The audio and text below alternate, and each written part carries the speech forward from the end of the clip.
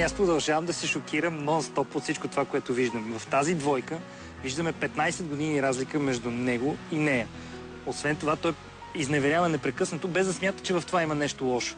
А тя, милата, няма понятие дали може да има други мъже, освен Андрей, защото в крайна сметка не е опитвала нищо такова.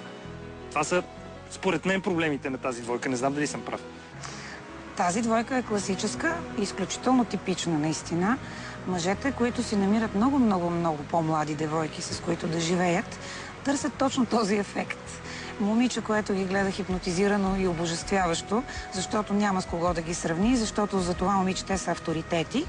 И мъж, който всъщност е единствен в очите на това момиче, чувства се значим, велик, това ласкае неговото его и зад гърба на това самочувствие, което придобива, той започва да се забавлява и с други жени. Да, това е проблемът в тази двойка. Голямата разлика. Класическата роля. Добре, 15-те години разлика наистина ли са най-големия проблем? За мен винаги е било супер изненадващо какво правят мъжете на моята възраст, защото Андрей е горе-долу мой връстник, с момиче, което е на 15 години по-младо от него. На какво се базира това? На това обожание, което виждат в очите на тези момичета. Ти забеляза ли как, движейки се, Кристина говореше с такъв възторг за този мъж? Това го ласкае, това му харесва. Още повече, че всяка негова история е чута като за първи път и това го кара да се чувства много значим и велик. Сещам се моментално за един етикет. За нещо, което битува от много дълго време в съзнанието на всички българи. В едно българско семейство на мъжа му е позволено да прави каквото поиска, а на жената нищо. Да. Това ли е тази двойка? Да, това е етикетът на тази двойка.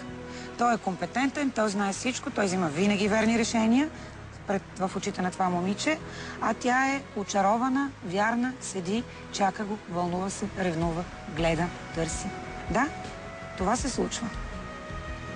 Като тръгнахме с етикетите, понеже този изглежда много подходящ за тази последна четвърта двойка, какви етикети би сложила ти на предишните три, които зрителите вече видяха?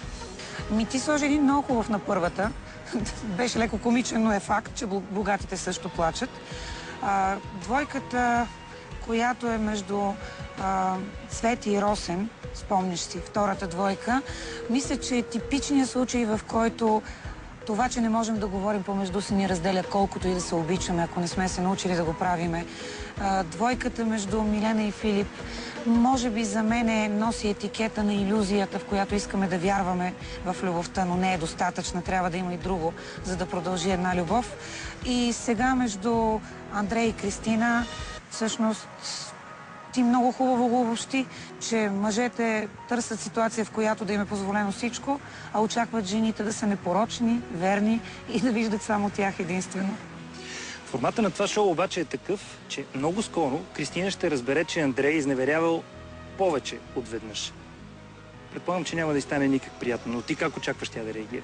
Вито, честно да ти кажа, просто нямам идея как ще реагира, защото видяхте оная комична ситуация, в която тя го е издрала и той гордо показва 3-месечните си белези по ръката.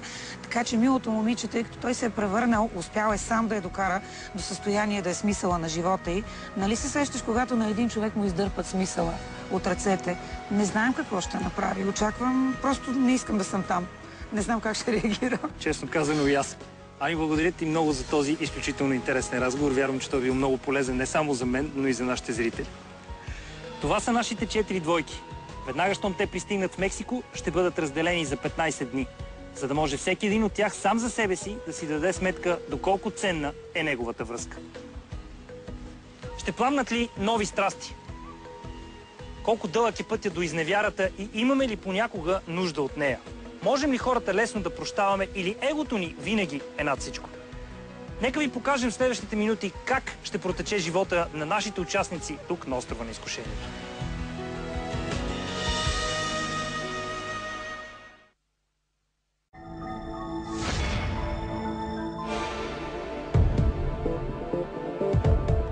Тези 4 двойки тръгнаха на опасно пътуване.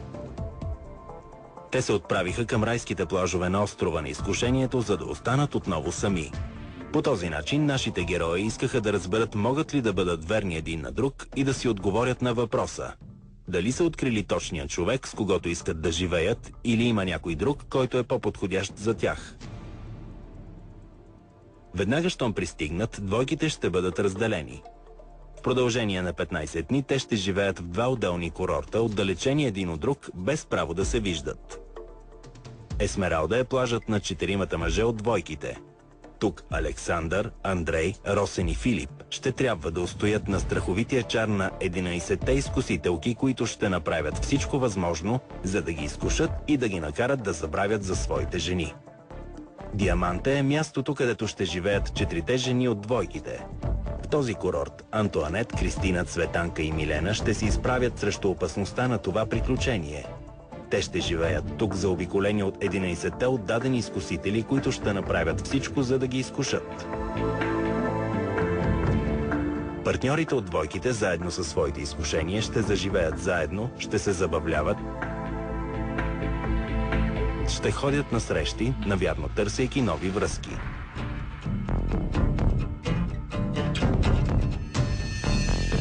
Ще има изгонени.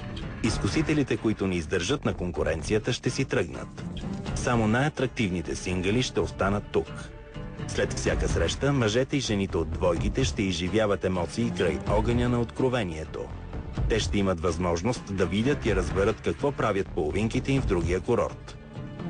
Двойките ще се срещнат отново едва в последния ден на авантюрата.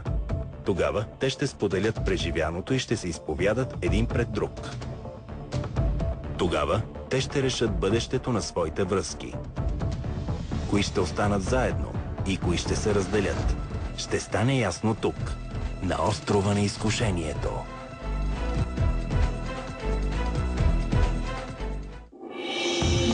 Утре за първи път те ще стъпят на пясъка на този плаж. Утре авантюрата за тях започва. Също утре за първи път ще видите онези 11 жени и 11 мъже, които ще бъдат тяхното предизвикателство. Кой ще попадне в капана на изневярата? Кои ще останат заедно и кои ще се разделят? Тук, на острова на изкушението.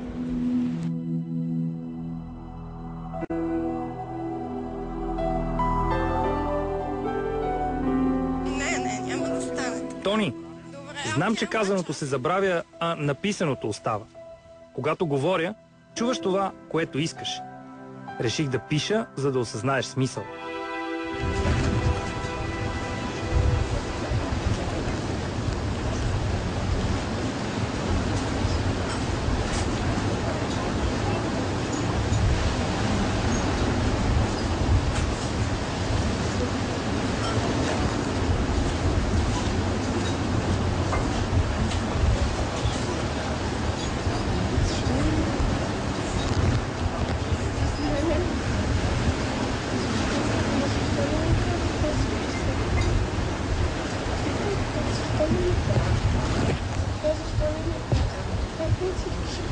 Как